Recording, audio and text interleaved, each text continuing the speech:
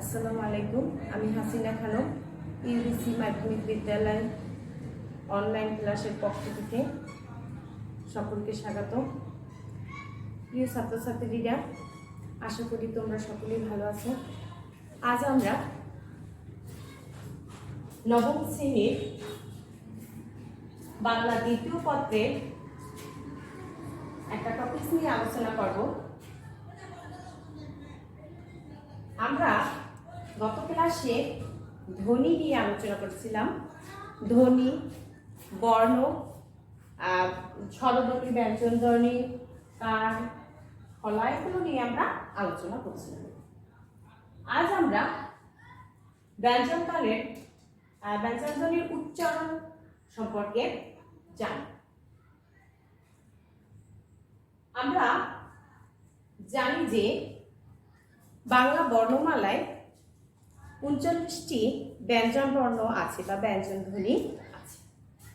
তাহলে এই ধ্বনিগুলোর উচ্চারণ অনুসারে এগুলোর নামকরণ করা হয়েছে বা এগুলোর উচ্চারণও সবটা কিন্তু সহজ। আমরা পড়ছিলাম ব্যঞ্জন ধ্বনি উচ্চারণ। ব্যঞ্জন ধ্বনি কাকে বলে সেটা আমরা গত ক্লাসে জেনেছি, যে ধ্বনি উচ্চারণের সময় ফুসফুস থেকে বাতাস বেরিয়ে আসার সময় কোথাও না কোথাও স্পষ্ট হয়ে উচ্চারিত হয় বা বাধাপ্রাপ্ত হয়ে উচ্চারিত হয়, সেই সকল ধ্বনিগুলোকে ব্যঞ্জন ধ্বনি বলে। প্রথমে আমরা স্পর্শ ধ্বনি সম্পর্কে আলোচনা করব। স্পর্শ ধ্বনি হলো বাংলা ব্যঞ্জন বর্ণমালার ব্যঞ্জন ধ্বনির যে 39টি ধ্বনি আছে, সেই থেকে তোমার ক থেকে ম পর্যন্ত, এখানে 25টি বর্ণ রয়েছে, ক থেকে ম পর্যন্ত। এই ক থেকে ম পর্যন্ত এই 25টি বর্ণকে স্পর্শ বর্ণ বলে। আর কারণ কি, এই ধ্বনিগুলো উচ্চারণের সময় কারণ বলা হচ্ছে যে এই ধ্বনি উচ্চারণের সময় ক থেকে ম পর্যন্ত উচ্চারণের সময় ভাগ প্রত্যঙ্গের কোথাও না কোথাও ফুসফুস তাড়িত বাতাস বাধা পেয়ে বেরিয়ে যায়, বাধা পেয়ে স্পষ্ট হয়ে উচ্চারিত হয়। এই জন্য এই ধ্বনিগুলোকে, এই ক থেকে ম পর্যন্ত এই ধ্বনিগুলোকে স্পর্শ ধ্বনি বলে। আর এই 25টা ধ্বনিকে 5টা ভাগে ভাগ করা হয়েছে। আর এই ভাগগুলো উচ্চারণ অনুসারে এই 5টা ভাগ করা হয়েছে। আর 5টা বর্গেও ভাগ করা হয়েছে। যেমন এই বর্গের প্রত্যেকটা বর্গের নাম অনুসারে এই ধ্বনিগুলোকে নামকরণ করা হয়েছে। যেমন এই ক থেকে ম পর্যন্ত এই 5টি বর্ণকে ক বর্গে ভাগ করা হয়েছে, ক বর্গ। আর উচ্চারণ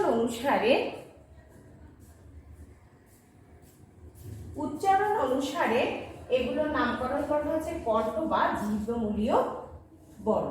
তাহলে আমরা দেখি কি, যে ক থেকে ও, এই ক থেকে ও এই 5টা বর্ণকে ক বর্গের আওতায়, কারণ এই প্রথম বর্ণের নাম অনুসারে এর নামকরণ করা হয়েছে ক। এইটা ক।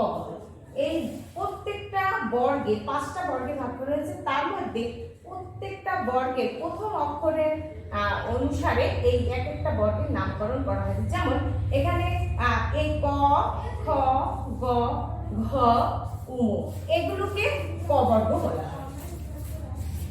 এগুলো সব ক বর্গের আওতায়। এবং আর উচ্চারণ অনুসারে এই যেমন উচ্চারণ অনুসারে এই বর্গের নাম হলো কণ্ঠ বা জিহ্বমূলীয় বর্ণ। যেমন উচ্চারণ আমরা একটু করে দেখি, ক, খ, গ, ঘ। তাহলে উচ্চারণ আমাদের এই কণ্ঠ বা জিহ্বমূল স্পর্শ করে এগুলো উচ্চারিত হয়েছে। এরপরে চ, ছ, জ, ঝ, নি, এই 5টা বর্গ, এই 5টা ধ্বনি চ বর্গের চ বর্গ। আর উচ্চারণ অনুসারে এর নাম হলো তালব্য বা অবতালুজাত ধ্বনি। উচ্চারণ অনুসারে এর নাম হলো তালব্য বা অগ্রতালুজাত ধ্বনি। যেমন উচ্চারণ যদি আমরা একটু করে দেখি, চ, দেখো চ, তাহলে এই তালু স্পর্শ করে অগ্রতালু স্পর্শ করে এগুলো উচ্চারিত হয়েছে, চ, ছ, জ, ঝ, নি। আর বর্গের নাম অনুসারে এই বর্গের নাম হলো চ। এরপরে ট, ঠ, ড, ঢ, মূর্ধন্য, এইগুলোকে উচ্চারণ অনুসারে এই ধ্বনিগুলোর নাম হলো মূর্ধন্য বা পশ্চাৎ দন্তমূলী। কি বলেছি আমি? মূর্ধন্য বা পশ্চাৎ দন্তমূলী। এবং এই বর্গের নাম অনুসারে সেরকম যেরকম এই বর্গের নাম হলো ট।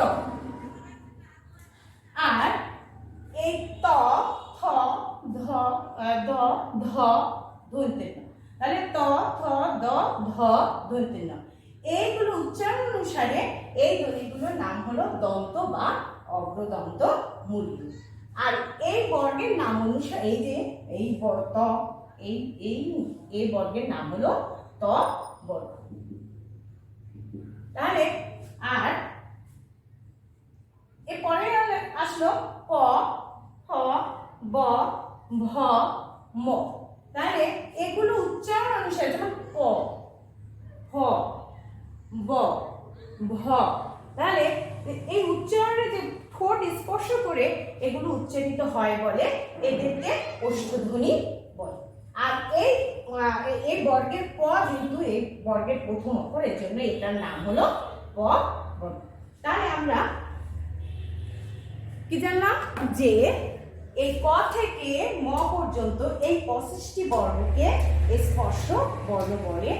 আর এগুলো উচ্চারণের সময় কোথাও স্পর্শ হয়ে উচ্চারিত হয় বলে, স্পষ্ট হয়ে উচ্চারিত হয় বলে এগুলোকে স্পর্শ বর্ণ বলে।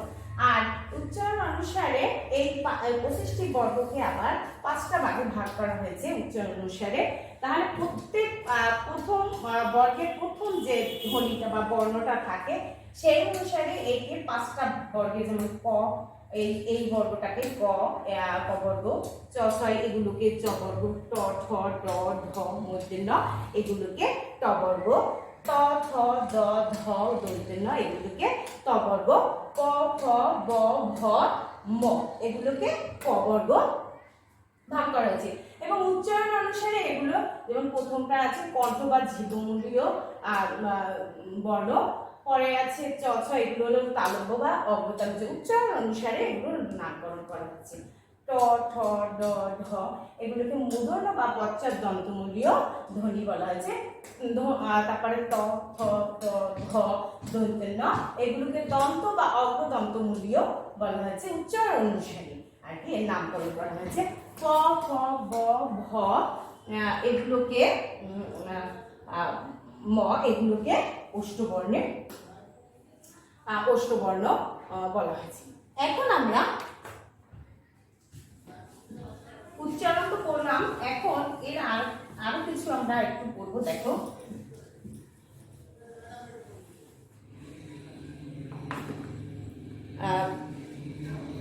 বর্গের, এই বর্গের প্রথম আগে আমরা একটু জেনে নিই এই বর্গের এই 5টা যে বর্ণ রয়েছে, এই 5টা উম, নিয়, মূর্ধন্য, দন্তেন্য, ম, এই 5টা বর্ণকে নাসিক্য বর্ণ বলা হয়।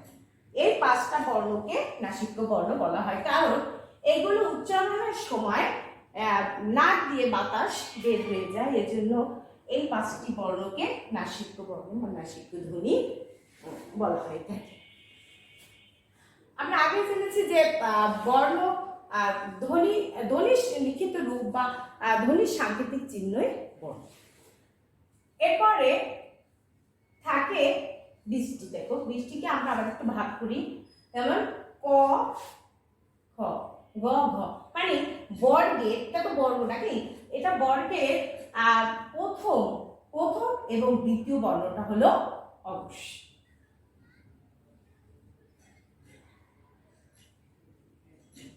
অবশ। আর বর্গের দ্বিতীয় এবং চতুর্থ হলো ঘোষ। তাহলে যে ধ্বনি উচ্চারণের সময় স্বরতন্ত্রী স্বরতন্ত্রী অনুরণিত হয় না। যে ধ্বনি উচ্চারণের সময় স্বরতন্ত্রী অনুরণিত হয় না সেগুলোকে অঘোষ ধ্বনি বলে। আর যে ধ্বনিগুলো উচ্চারণের সময় স্বরতন্ত্রী অনুরণিত হয় সেগুলোকে ঘোষ ধ্বনি বলে। সে অনুসারে বর্গের প্রথম এবং দ্বিতীয় বর্ণ হলো অঘোষ এবং তৃতীয় এবং চতুর্থ বর্ণ হলো ঘোষ। যেমন ক, খ, এখানে স্বরতন্ত্রীটা তেমন বেশি অনুরণিত হয় না, কিন্তু ঘ, গ, গ, ঘ এগুলো উচ্চারণের সময় স্বরতন্ত্রী অনুরণিত হয়। সেভাবে চ, ছ অঘোষ, জ, ঝ ঘোষ, ট, ঠ ঘোষ অঘোষ, ড, ঢ ঘোষ, ত, এরকম আর কি প্রত্যেকটা এরকম। ত, থ অঘোষ, দ, ধ ঘোষ, প, ফ অঘোষ, ব, ভ ঘোষ। এরপরে আমরা আরেকটু জানবো অল্পপ্রাণ এবং মহাপ্রাণ সম্পর্কে জানবো। তাহলে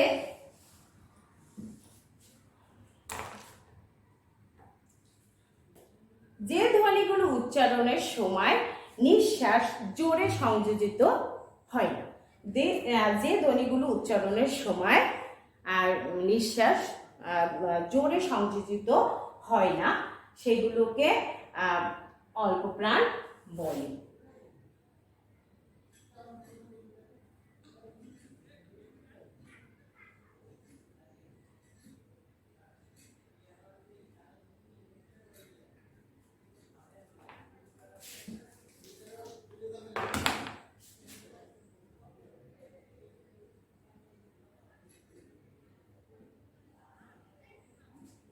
আর যে ধ্বনি উচ্চারণের সময় নিঃশ্বাস জোরে সংযোজিত হয়।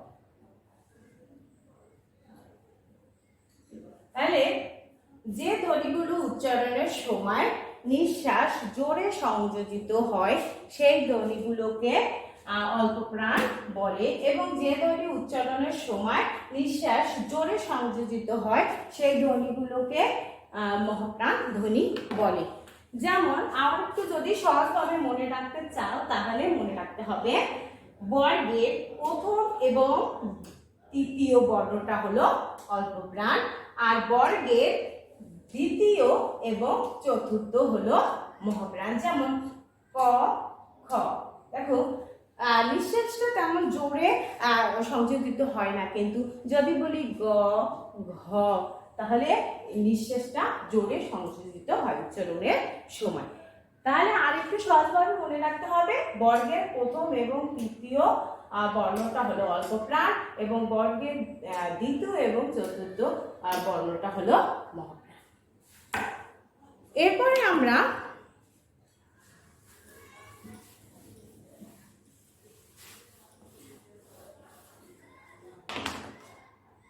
উষ্ণ ধ্বনি সম্পর্কে পড়ব।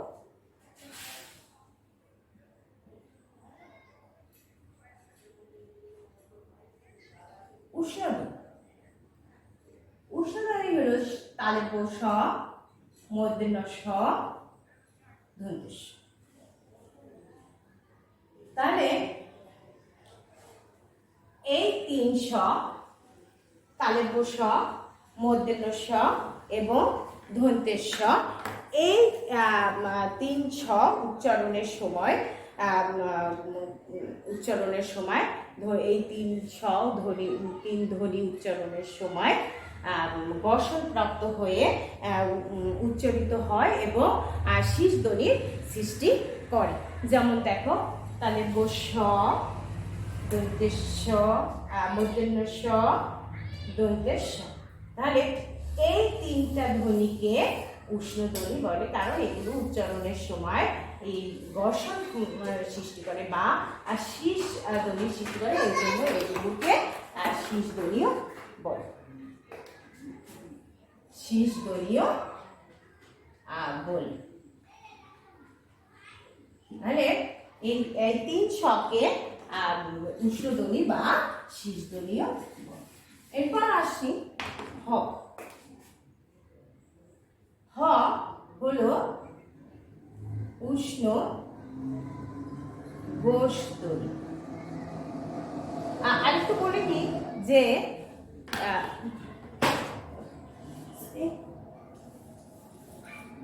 একটু বলিনি যে এই যে মূর্ধন্য এর উচ্চারণের স্থান হলো পশ্চাদন্তমূল, আর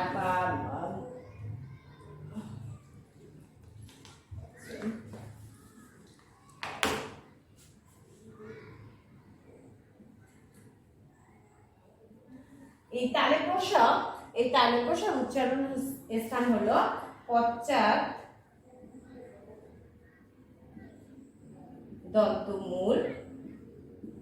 আর মূর্ধন্য উচ্চারণের স্থান হলো মূর্ধা, আর দন্ত উচ্চারণের স্থান হলো দন্ত। তাহলে এই তিনটা ধ্বনিকে শীষ ধ্বনি বা উষ্ণ ধ্বনি বলে। এরপর আমরা করব হ। তো হলো হ উষ্ণ ঘোষ ধ্বনি, আর এর উচ্চারণ এইটা উচ্চারণের সময় উন্মুক্ত কণ্ঠের মধ্যে দিয়ে বাতাস জোরে নির্গত হয় এই হ, আর এটা হলো উষ্ণ ঘোষ ধ্বনি। এরপরে আমরা এই স্পর্শ, এরপরে দেখো এই জ র ল ভ লভ, এই ধ্বনিগুলোকে বলা হয় অন্তস্থ ধ্বনি।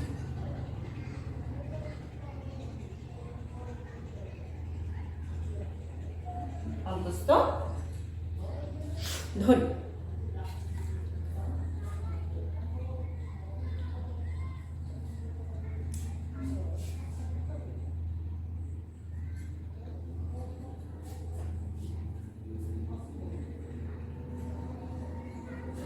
তাহলে অন্তর্জ র, ভয়শূন্য র, আর ল ব, এই চারটা বর্ণকে বলা হয় অন্তস্থ ধ্বনি। কারণ কি, এরা স্পর্শ ধ্বনি এবং উষ্ণ ধ্বনির মাঝামাঝি অবস্থান করে বিদায় এদেরকে অন্তস্থ ধ্বনি বলা হয়। আর অন্তর্জয় এটার উচ্চারণ তালু। র, রকে কম্পনজাত ধ্বনি বলা হয়। রকে কম্পনজাত ধ্বনি বলা হয় কারণ উচ্চারণের সময় এই জিহ্বাগ্র বা জিহ্বার অগ্রভাগ কম্পনের সৃষ্টি করে, কম্পিত হয়ে স্পর্শ উচ্চারিত হয় বা কম্পনের সৃষ্টি করে বিদায় একে কম্পনজাত ধ্বনি বলে। তাহলে রকে কম্পনজাত ধ্বনিও বলা হয়। এরপরে হলো ল, লকে পার্শ্বিক ধ্বনি বলা হয় কারণ এটা জিহ্বার মাঝখান দিয়ে বাতাস বের হয়ে দুপাশে স্পর্শ করে বাতাস বের হয়ে যায় বিদায় একে পার্শ্বিক ধ্বনি বলে।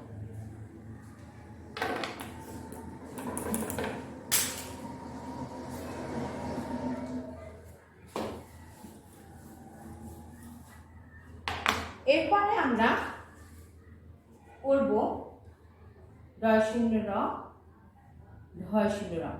এগুলো উচ্চারণ অনুসারে এগুলোকে তারণজাত ধ্বনি বলা হয় কারণ এগুলো উচ্চারণের সময় জিহ্বাগ্র তাড়নার সৃষ্টি করে, এজন্য এগুলোকে তারণজাত ধ্বনি বলা হয়। এরপরে হলো খণ্ডতা। খণ্ডতা, খণ্ডতা হলো ত এর খণ্ডরূপ। এটা কোনো আলাদা ধ্বনি না, এটা খণ্ডরূপ। তাহলে এটাকে আমরা এই তটা এই খণ্ডতা হলো ত এর খণ্ডরূপ।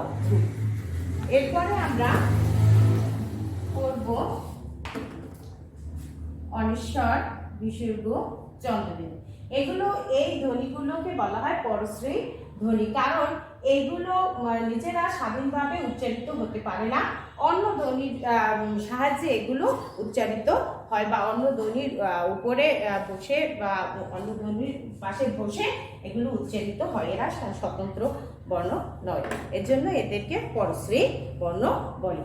তাহলে আজ আমরা জানলাম ব্যঞ্জনধ্বনির উচ্চারণ প্রণালী, অঘোষ, ঘোষ এবং অল্পপ্রাণ ও মহাপ্রাণ।